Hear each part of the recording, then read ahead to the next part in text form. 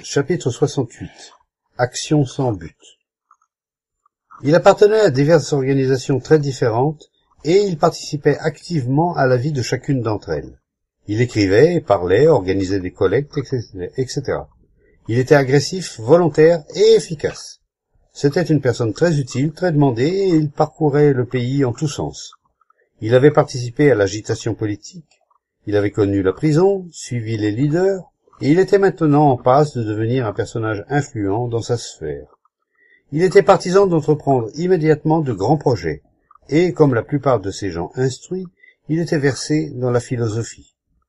Il disait qu'il était un homme d'action et non un contemplatif. Il citait souvent une formule en sanskrit qui prétendait contenir toute une philosophie de l'action. Le fait même d'affirmer qu'il était un homme d'action impliquait qu'il était un des éléments essentiels de la vie. Peut-être pas lui personnellement, mais le type d'homme qu'il représentait. Il s'était classé dans une catégorie bien définie et ainsi fermait la porte à toute compréhension de lui-même. Les étiquettes semblent donner satisfaction. Nous acceptons la catégorie à laquelle nous sommes censés appartenir comme une explication satisfaisante de la vie. Nous avons le culte des mots et des étiquettes. Il semble que nous n'allions jamais au-delà du symbole, que nous ne saisissions jamais la valeur du symbole. En nous donnant tel ou tel nom, nous nous garantissons contre toute inquiétude ultérieure et nous nous installons dans notre univers sans surprise.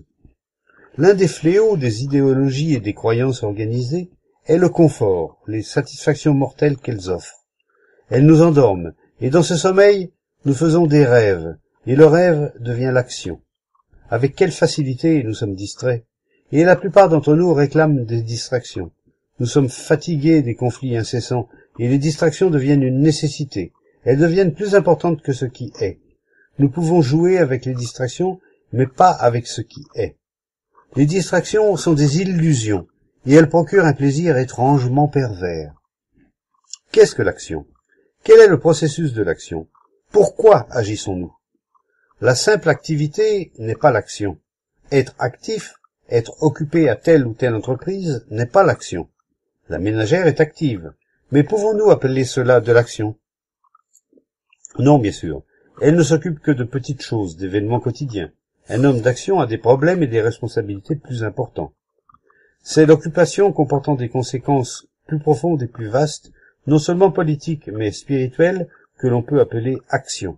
Cela demande des capacités, de l'efficacité, un effort organisé, une tension de l'esprit en vue d'un but déterminé. Un homme de cette trempe n'est pas un mystique, un contemplatif, un ermite, mais un homme d'action. C'est l'occupation comportant des conséquences menant à des réalisations que vous appelez action. Que sont ces conséquences? Sont-elles distinctes des événements quotidiens? L'action se distingue-t-elle du processus total de la vie? Y a-t-il action lorsqu'il n'y a pas intégration de toutes les couches de l'existence? Sans la compréhension et ainsi l'intégration du processus total de la vie, l'action n'est-elle pas une simple activité destructrice? L'homme est un processus total, et l'action doit être la conséquence de cette totalité. Mais cela impliquerait non seulement l'inaction, mais une remise en question indéfinie. Il y a une urgence de l'action, et il n'est pas bon de philosopher là-dessus. Nous ne philosophons pas, nous nous demandons si votre soi-disant action n'est pas infiniment nuisible. Une réforme nécessite toujours d'autres réformes. L'action partielle n'est pas l'action du tout. Elle engendre la désagrégation. Si vous avez la patience, vous pourrez découvrir maintenant et non dans le futur cette action qui est totale, intégrée. Peut-on appeler action une action intentionnelle? Avoir un but, un idéal et travailler dans ce sens, est-ce cela l'action? Lorsque l'action est tournée vers un résultat, est-ce l'action? Comment pourriez-vous agir autrement? Vous appelez action ce qui a un résultat, un but, n'est-ce pas? Vous imaginez un résultat ou bien vous avez une idée, une croyance et vous travaillez dans ce sens. Travailler en vue d'un résultat, d'un objectif, d'un but matériel ou psychologique, c'est cela qu'on appelle généralement l'action. Ce processus peut être compris en relation avec quelques phénomènes physiques comme par exemple la construction d'un pont. Mais est-il aussi facile de comprendre ce processus dans ses rapports avec les objectifs psychologiques? Évidemment, nous parlons des objectifs psychologiques, de l'idéologie, de l'idéal, de la croyance, pour laquelle vous travaillez. Appelleriez-vous action ce travail en vue d'une réalisation psychologique? L'action sans but n'est pas l'action du tout. C'est la mort. L'inaction est la mort. L'inaction n'est pas le contraire de l'action. C'est un état entièrement différent, mais pour l'instant la question n'est pas là. Nous pourrons en discuter plus tard, mais revenons à notre question. Travailler en vue d'atteindre un but, un idéal, est généralement appelé action, n'est-ce pas? Mais comment l'idéal se manifeste-t-il? Est-il entièrement différent de ce qui est? L'antithèse est-elle différente et distincte de la thèse? L'idéal de la non-violence est-il différent de la violence? L'idéal n'est-il pas une projection du moi? N'est-il pas une création du moi? En agissant en vue d'atteindre un objectif, de réaliser un idéal, vous ne faites que poursuivre une projection de vous-même. L'idéal est-il une projection de moi? Vous êtes ceci, et vous voulez devenir cela. Il est évident que cela est le produit de votre pensée. Il peut ne pas être le produit de votre pensée à vous, mais il est né de la pensée, n'est-ce pas? La pensée projette l'idéal. L'idéal fait partie de la pensée. L'idéal n'est pas quelque chose situé au-delà de la pensée. Il est la pensée elle-même. Qu'y a-t-il de mauvais dans la pensée? Pourquoi la pensée ne créerait-elle pas l'idéal?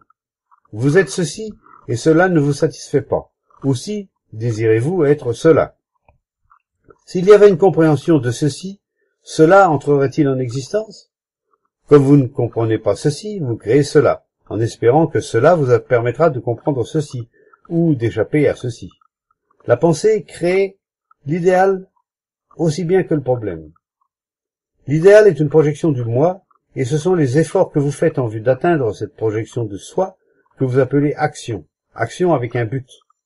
Ainsi, votre action se développe-t-elle à l'intérieur des limites de votre projection, qu'il s'agisse de Dieu ou de l'État. Ce mouvement à l'intérieur de vos propres limites, c'est l'activité du chien qui court après sa queue. Est-ce cela l'action?